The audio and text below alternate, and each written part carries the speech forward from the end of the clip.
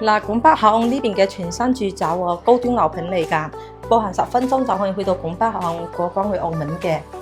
依家睇到嘅咧，全部都係實體樓嚟嘅。呢個單位咧，佢係650尺嘅，仲有2房1個洗手間。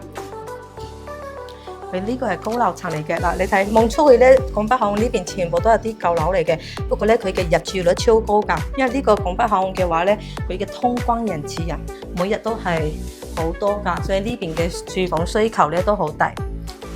咁呢個單位咧，即係我哋呢個樓盤，佢喺拱北口岸呢邊嚟講咧，屬於係最新嘅一個住宅盤嚟㗎。高端大氣，單價嘅話咧3萬蚊一方，現樓帶埋精裝修嘅。